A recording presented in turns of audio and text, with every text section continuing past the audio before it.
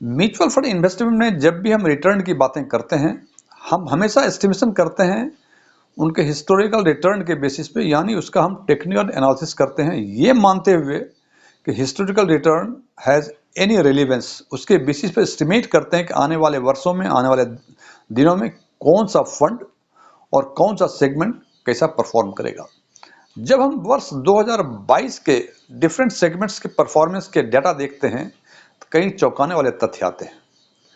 आज हम बात करेंगे इन्हीं बिंदुओं पर, और हम बात करेंगे कि कितने सेगमेंट्स ने वर्ष 2022 में पॉजिटिव रिटर्न दिए, सबसे अच्छा किस सेगमेंट ने परफॉर्म किया, उस सेगमेंट में कौन से फंड ने सबसे अच्छा परफॉर्म किया, और जिस सेगमेंट ने पॉजिटिव रिटर्न 2022 में दिया उसमें से कितने सेगमेंट ने डबल डिजिट रिटर्न दिए।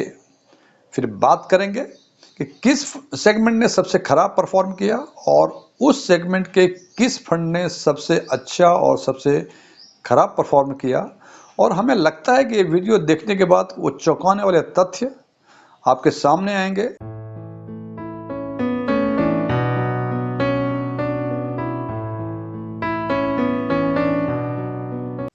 यदि मेरा यह वीडियो आपको पसंद आए, इसे लाइक करें, अपने फ्रेंड्स के साथ शेयर करें, और यदि आप हमारे चैनल पर फर्स्ट टाइम आए हैं इसको सब्सक्राइब करें, और सब्सक्राइब करने के बाद उसके बगल में बेल आइकन को जरूर दबाएं ताकि हमारे नए वीडियो की नोटिफिकेशन आपको लगातार मिलती रहे। स्ट्रॉन्ग टैक्स में आपका एक बार फिर से स्वागत है। मेरा नाम डीएम झा है। वर्ष 2022 में टोटल सेगमेंट करीब 46 थे। उस 46 सेगमेंट में से करीब 40 सेगमेंट्स ने पॉजिटिव रिटर्न दिए थे, और ये दोनों रिजल्ट देखने में काफ़ी शानदार लगता है कि करीब 87% फंड ने 87% सेगमेंट ने 2022 में पॉजिटिव रिटर्न दिए। जब हम ये देखते हैं कि इन पॉजिटिव रिटर्न्स में से डबल डिजिट रिटर्न केवल 4 सेगमेंट में दिए हैं, तो हमें लगता है it is only 10% of the positive return, और ये टोटल सेगमेंट से यदि कंपेयर करें इट इज अराउंड 8.5% के आसपास ही। मैं फिर रिपीट कर रहा हूं, पॉजिटिव रिटर्न का 10% फंड ने दिया है डबल डिजिट। यदि टोटल सेगमेंट से कंपेयर करें तो ये करीब 8.5% के आसपास आता है। और इससे और एक इंटरेस्टिंग फैक्ट, ये जो डबल डिजिट रिटर्न दिया है इनमें से, इन 4 फंडों में से दो इक्विटी फंड हैं, एक डेट फंड है, एक कमोडिटी फंड है। इक्विटी फंड में थीमेटिक पीएसयू, दूसरा है सेक्टरल बैंकिंग, डेट में क्रेडिट रिस्क, और कमोडिटी में गोल्ड। अब ये देखें, हम जब भी म्यूचुअल फंड की बातें करते हैं, जब सोशल मीडिया पे बातें करते हैं, कई एडवाइजर सलाह देते हैं, तो 98-99% एडवाइजर्स बातें करते हैं स्मॉल कैप की, मिड कैप की, लार्ज कैप की, फ्लेक्सी की, मल्टी कैप की।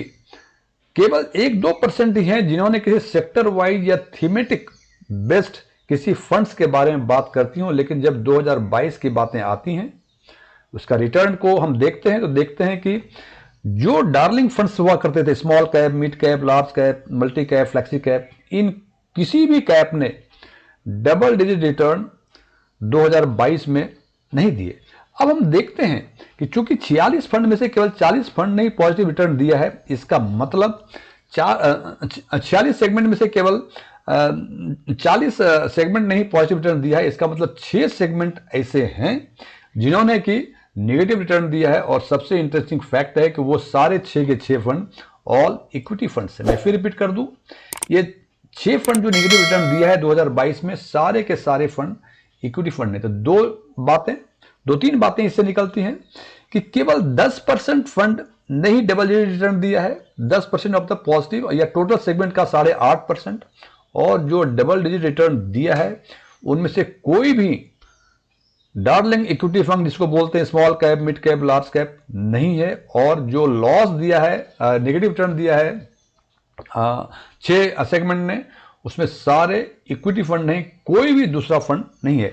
अब बात करते हैं कि जिन डबल डिजिट सेगमेंट ने रिटर्न दिया है, जिन सेगमेंट ने डबल डिजिट रिटर्न दिया है, उसमें से सबसे बेहतर परफॉर्मेंस दिया है थीमेटिक का पीएसयू फंड ने, जिसका की कैटेगरी एवरेज इट इज 26.51%। और यदि इसकी तुलना हम करते हैं इसके बेंचमार्क से, बेंचमार्क है एसएनपी का पीएसयू BSE PSU TRI जिसका कि 28.3% का रिटर्न है। अब यहां देखें कैटेगरी एवरेज 26.51% और benchmark average respective benchmark average it is 28.3%। इसका मतलब यहां एक बातें समझ में आती हैं हमें कि थीमेटिक PSU फंड में एक्टिव फंड ने खराब परफॉर्म किया है यदि हम कंपेयर करते हैं पैसिव फंड से। इंडेक्स फंड ने बेहतर परफॉर्म किया in comparison to active fund.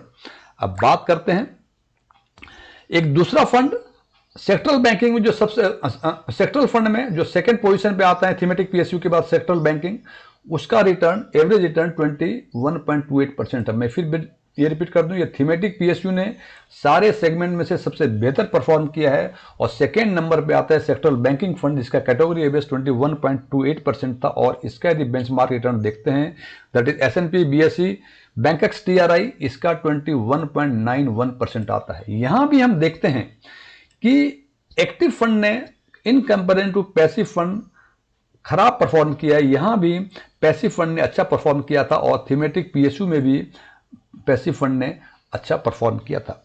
अब देखते हैं कि सबसे खराब परफॉर्मेंस सेक्टरल टेक्नोलॉजी ने दिया था जिसमें से कि -23.04% कैटेगरी एवरेज का रिटर्न था। अब ये फ्रेंड्स देखें म्यूचुअल फंड में वेरिएबिलिटी कितनी है। सबसे अच्छा परफॉर्मेंस थीमेटिक PSU ने +26.51% दिया और सबसे खराब सेक्टर टेक्नोलॉजी फंड ने -23.04% दिया।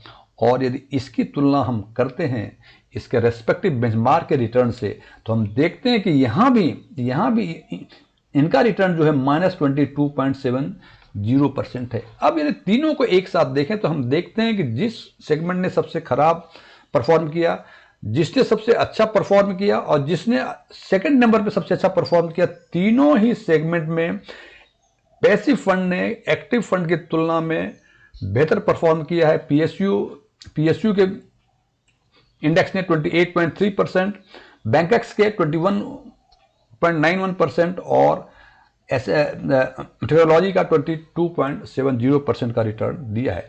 अब हम बात करते हैं कि इन सेगमेंट में जो सेगमेंट ने सबसे अच्छा, सेकंड अच्छा और सबसे खराब परफॉर्म किया है उसमें से कौन से फंड ने सबसे बेहतर परफॉर्म किया है। तो हम देखते हैं कि थीमेटिक PSU में जिस सेगमेंट ने सबसे अच्छा परफॉर्म किया है 2022 में, उसमें दो फंड आसपास के ही से दोनों फंड का लिया हुआ है हमने। ABSL का PSU जिसका रिटर्न 30.52% है और SBI का PSU जिसका रिटर्न 30.41% है। ये थीमेटिक PSU जिसने सबसे अच्छा परफॉर्म किया है इस सेगमेंट ने 2022 में। और सेक्टरल बैंकिंग जो सेकेंड पे अच्छा किया है after thematic PSU sectoral banking में, इसमें सबसे बेहतर परफॉर्म किया है निप्पॉन का ETF निफ्टी PSU बैंक जिसका रिटर्न 73.53% है और उसी के आसपास कोटक का भी निफ्टी 50 BSU बैंक ETF है जिसका 73.49%। अब देखें थीमेटिक PSU सेगमेंट वाइज सबसे अच्छा परफॉर्म किया है जबकि फंड वाइज सबसे अच्छा परफॉर्म किया है निप्पॉन और कोटक के निफ्टी PSU बैंक ETF ने। अब बात करते हैं उस सेगमेंट की जिसने सबसे खराब परफॉर्म किया है। वो सेगमेंट जैसे बताया था सेक्टर टेक्नोलॉजी है और इस सेगमेंट में जो परफॉर्म किया, सबसे खराब परफॉर्म किया है निप्पॉन ETF IT ने और सबसे अच्छा परफॉर्म किया है SBI के टेक ने।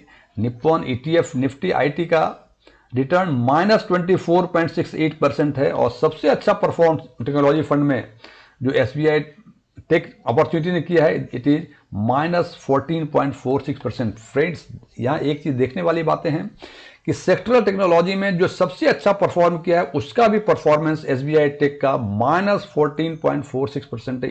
इससे एक बात तो समझ में आती है कि टेक्नोलॉजी फंड कैटेगरी एवरेज में भी प्लस उनके जो डिफरेंट फंड्स हैं उस सेगमेंट में उन्होंने भी काफी खराब परफॉर्म किया है।